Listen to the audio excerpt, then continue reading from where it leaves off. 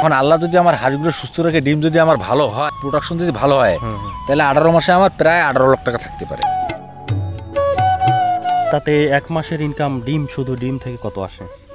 ডিম বিক্রি করতেছি প্রায় এক মাসে আমি বিক্রি করছি 2,30,000 টাকা। যে এক নম্বরে ভ্যাকসিন, তো কম দিয়ে শুরু করাটা ভালো। কম দিয়ে শুরু করলে বাস্তব অভিজ্ঞতাটা কাজে লাগে। কারণ সবাই যে আমরা যদি 100% শিক্ষিত হই, তো 100%-এর জন্য সরকার তো চাকরি নিশ্চিত করতে পারবে না।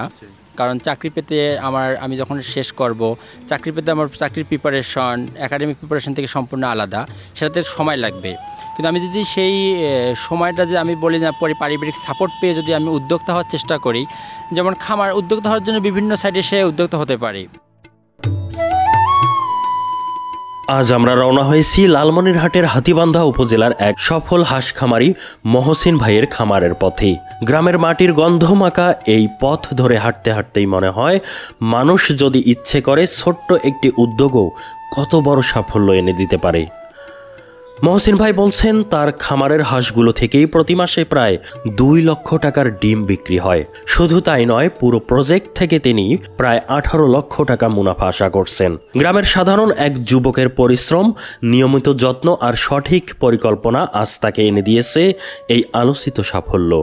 বাংলাদেশের গ্রামীণ অর্থনীতিতে হাঁস খামার এখন শুধু একটি চাষাবাদ নয়, এটা একটা শক্তিশালী সম্ভাবনা। গ্রামের জলাভূমি, প্রাকৃতিক খাদ্য আর কম খরচে বেশি উৎপাদনের সুবিধা সব মিলেই হাঁস খামার আয়ের পথকে সহজ করেছে। বেকার তরুণদের জন্য এটি হয়ে উঠতে পারে কর্মসংস্থানের নতুন দিগন্ত, কারণ খুব কম পুঁজি দিয়ে শুরু করেও দ্রুত লাভের মুখ দেখা যায়। যেমন দেখছেন মহসিন ভাই, তার সাফল্য আজ প্রমাণ করে সুযোগ গ্রামে আছে, শুধু দরকার এগিয়ে যাওয়ার সাহসটা। চলুন এখন দেখে আসি সেই খামার যেখানে স্বপ্নগুলো ডানা মেলানো হচ্ছে। মহসিন ভাই, জি ভাই, আপনি এই খামারি পেশায় কেন আসলেন? ভাই আমি খামার পেশায় আসলাম, আমার জীবনে আমি অনেক কিছু করছি অবশ্য, বুঝছেন। কৃষি করছি, চাকরি করছি, ব্যবসা বাণিজ্য করছি, আর মাথার মধ্যে পরিকল্পনা ঘুরতেছে। এগুলো বাদ দিয়ে আমি বিকল্প বুদ্ধি কি একটা করতে পারি আবার নতুন করি। এই তখন আমি খামার জগতে আছি। এখন দেখতেছি আমার ওগুলোর চেয়ে আমার এই খামার ব্যবসাটাই ভালো আছে। শুরুর দিকে আপনি কত পুঁজি নিয়ে করছিলেন? শুরুর দিকে আমি 400 হাঁস নিয়ে শুরু করছিলাম। জি, 400 দিয়ে শুরু করছি, আমার 50টা হাঁস মারা গেছিল। আচ্ছা আচ্ছা। মানে বাচ্চার থেকে বোর্ডিং করার পর থেকে একটু বড় করার পর, মানে বড় করা পর্যন্ত আমার 50টা বাচ্চা মারা গেছে। আমি কারোর কাছে প্রশিক্ষণ নিয়ে আমি নিজেই শুরু করছি অবশ্যই এই খামার। আচ্ছা, কিন্তু তার পরবর্তীতে মানে ওই যে ভুল ছিল প্রথমেই মারা যে গেছে, এটা সমাধান কিভাবে পেলেন? কেন আমার ওই বোর্ডিংটা করার আমার তাপটা সঠিক মতন আমি আর না পাওয়ার কারণে আমার ওই বাচ্চাটা মারা গেছে। আচ্ছা আচ্ছা।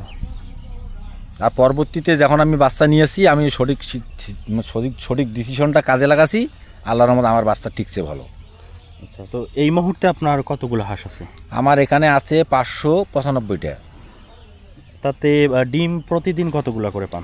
আমি 470টা ডিম পাই। তাহলে ওই হিসাবে মাসিক ডিম উৎপাদন কতগুলো হয়? তাতে আপনার প্রায় 14,000-এর মতন আসে ডিম বিক্রি করে। না, ডিম আমার প্রায় মাসে প্রায় 13,500-14,000 পর্যন্ত আসে এক মাসে ডিম। আচ্ছা, তো আর আমি এক পিস ডিম 14 টাকা 50 পয়সা থেকে 15 টাকা বিক্রি করি। তাতে এক মাসের ইনকাম শুধু ডিম থেকে কত আসে? তাহলে সেই হিসেবে আমার ওরা খাইতেছে, মনে করো আমার 1,50,000 টাকা খায়। আর ডিম বিক্রি করতেছি প্রায় এক মাসে আমি বিক্রি করছি 2,30,000 টাকা। তো এখন যারা নতুন শুরু করতে চাচ্ছে যে আমি অল্প কিছু হাঁস দিয়ে শুরু করব, সেক্ষেত্রে আপনার অভিজ্ঞতাতে কি বলে? মানে শুরুটা নিজে করিয়ে দেখাটা ভালো, কম দিয়ে শুরু করাটা ভালো। কম দিয়ে শুরু করলে বাস্তব অভিজ্ঞতাটা কাজে লাগে। মানে আপনি বলতে চাচ্ছেন অল্প কিছু সংখ্যক দিয়ে আগে ট্রায়াল দেখতে? ট্রায়াল, জি জি। আচ্ছা আচ্ছা। তো এটা করতে গিয়ে রোগ বালাই কি আপনার হয়েছিল? আমাদের রোগ বালাই, আমাদের ভ্যাকসিন যদি আমি সঠিক সময় মতন ভ্যাকসিন দিই, তাহলে রোগ বালাই কম আছে। খালি জ্বর আর সর্দি হয়, আর কিছু হয় না। জ্বর সর্দি হয়, হ্যাঁ। তো আর যদি ভ্যাকসিন শিডিউলটা যদি নিয়ম মতো না করি, তাহলে আমার রাতে হয় যে প্যারালাইসিস হয়, পাখনা বেরো যায়, পাখনা ঝুলে যায়। হাঁসের ওয়েট কমে এসে। কমে আসে। তাহলে এটার থেকে সমাধান কি? পাখনা ঝুলে যায় কিংবা প্যারালাইজড হয়ে যায়, এটা এটা প্যারালাইজ হয়ে যায়। আমার ভ্যাকসিন শিডিউলে যদি সময় মতন আমি না দেই তাহলে আমার এই সমস্যাগুলো দেখা দেয়। কি সময় অন্তর দিতে হয়? আমার ভ্যাকসিন শিডিউল 25 দিন থেকে শুরু হয়। বাচ্চা যখন একদিনকে নিয়ে আসলাম, একদিন বয়স থেকে 25 দিন থেকে আর ভ্যাকসিন শুরু। 25 দিন থেকে ভ্যাকসিন জি, শুরু 25 হয়। দিন থেকে শুরু হয়। আচ্ছা, তাহলে ভ্যাকসিনটা 1 নাম্বার। জি জি, 1 নম্বরে ভ্যাকসিন। ভ্যাকসিন ছাড়া ওই প্যারালাইজড হবে অথবা পাখা ঝরে যায়, পাখনা ঝরে যায়, পাখনা ঝুলে যায়, আচ্ছা হাড় অসুস্থ হয়ে যায়। আচ্ছা, তাহলে নতুনদের এই বিষয়টা অবশ্যই মাথায় রাখতে হবে, মাথায় রাখতে ভ্যাকসিন শিডিউলটা যেন মেনটেন করে চলে, মেনটেন করতে হয়। তাহলে আপনার টোটাল কত মাস থেকে এই হাঁসগুলো মানে পালতেছেন? আমি এখন পালতেছি আমি 8 মাস থেকে। 8 মাস থেকে? আমার হাঁসের বয়স 8 মাস চলতেছে। তো আপনি তো শুধু মাংস না, ডিম উৎপাদনের ডিম জন্য উৎপাদন, পালতেছেন। জি। তো ডিম উৎপাদনের জন্য পালতে গেলে এখন পর্যন্ত আপনার মানে মুনাফা কত আশা করতে? আমার ডিম পুরো প্রজেক্ট এখন তো প্রকৃতি গেলে তো আল্লাহ ভরসা, আল্লাহ প্রদত্ত জিনিস। এখন আল্লাহ যদি আমার হাঁসগুলো সুস্থ রাখে, ডিম যদি আমার ভালো হয়, ভালো যদি হাঁসগুলো সুস্থ থেকে ডিম যদি প্রোডাকশন যদি ভালো হয়, তাহলে 18 মাসে আমার প্রায় 18 লাখ টাকা থাকতে পারে। 18 লাখ ইনশাল্লাহ।